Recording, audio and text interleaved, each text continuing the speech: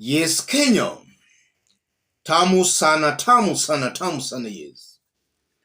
William Ruto is on a 3-day tour of Comoros and DRC Congo. And while speaking in Comoros today, Ruto made some remarks that shocked very many Kenyans. President William Ruto offers 100 scholarships for Comoros students to study in Kenya. Kwa heshima ya ndugu yangu rais wenu, serikali ya Kenya itawapatia scholarships 100 kwa watoto wa kutoka hapa Comoros. So Ruto is pledging to give 100 scholarships to Comoros students. And besides the scholarships, Ruto also promised that Comoros students will be studying in Kenya at the same fee rates as Kenyan students. I want us to dig deep into this because this is very interesting.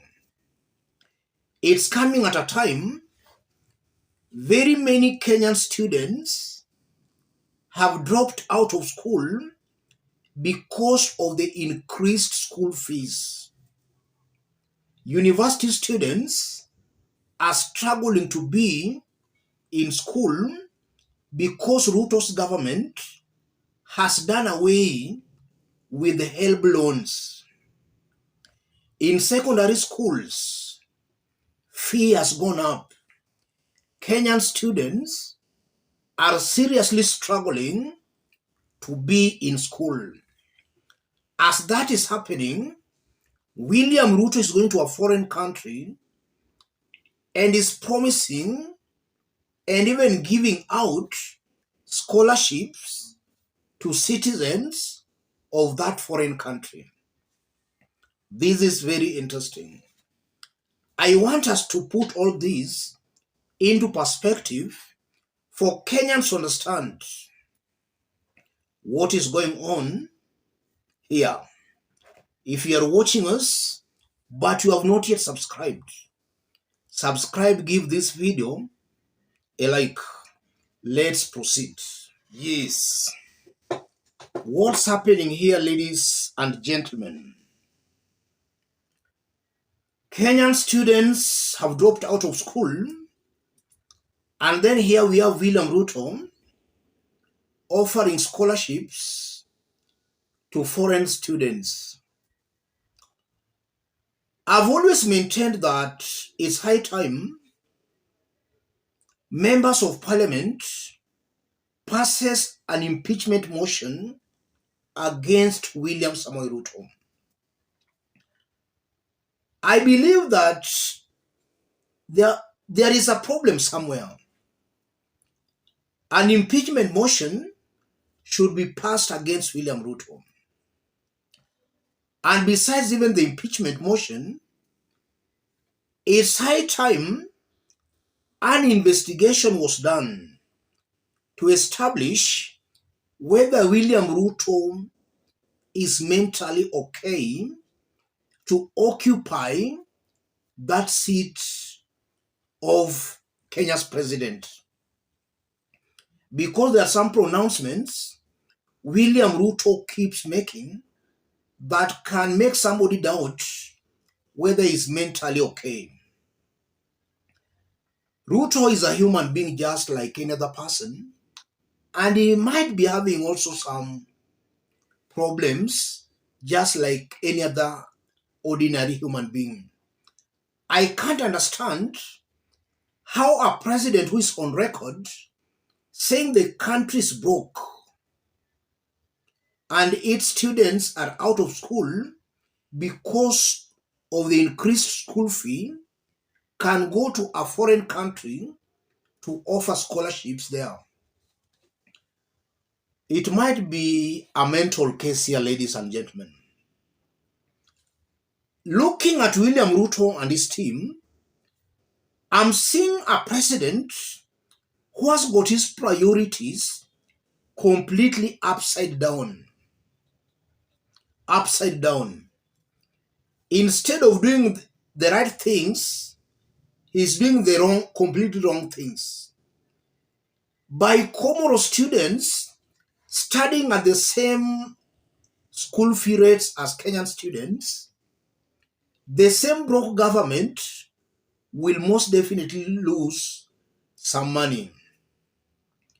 So it's very ironical that a broke government that should be looking for money is actually sealing loopholes through which it can get that money. And this is not the first, or this is not the only loophole Ruto is trying to seal here. Recently, during the importation of edible oil, Kenya's government lost about 10 billion because of some monkey businesses in the government, where some individuals close to power were given direct express authority to import oil into the country tax-free, after which they sell it to the government. In a nutshell, the government lost about 10 billion it could have gotten as a result of taxing the edible oil imports that were brought into the country. This is just another way this government, if this is true, is just going to lose another source of revenue. If you look at William Samoei Ruto, it's a fact that Ruto does not care at all about Kenyans. He seems to be more interested in pleasing foreigners at the expense of Kenyans who did vote for him. And that brings me to one conclusion. Ruto is very insensitive to the plight, or rather to the plight of Kenyans, a confirmation that he knows that he knows that Kenyans never gave him the mandate to rule. So in a nutshell, Ruto might have used other unorthodox means to find himself in office. If indeed it's true Kenyans voted for him to be the president, he could be very sensitive to what Kenyans are saying. We are dealing with a very insensitive president, a president who does not care at all what Kenyans are going through.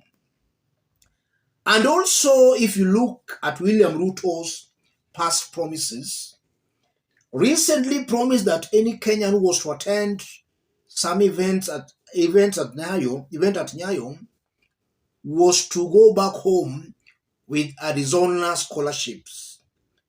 Kenyans can still remember that. Thousands did attend that event. Nobody went back home with Arizona scholarships. With Arizona scholarship. So it might also be true that William Ruto here is just lying to Comoros students, just as he has been lying here in Kenya. And this is just another way Kenya will be seen as a banana kind of a republic where its leaders are not credible leaders.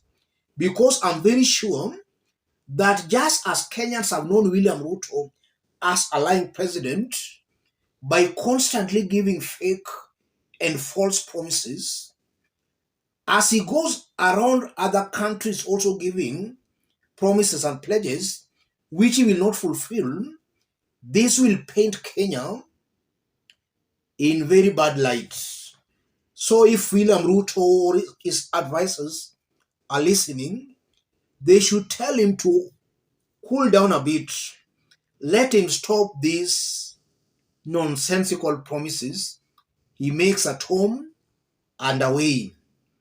He's denting the image of the country, because I'm very sure that chances are very high that even these scholarships is promising, he will not keep these promises is making. This is just another lie, in my honest opinion. As I conclude, William Ruto has proved beyond any reasonable doubt that he was not ready to form a government, and even if he was to be given 100 years, the situation will not change or will not improve. Tomorrow he will be in Congo, and I won't be surprised if he'll also make such kinds of promises in Congo.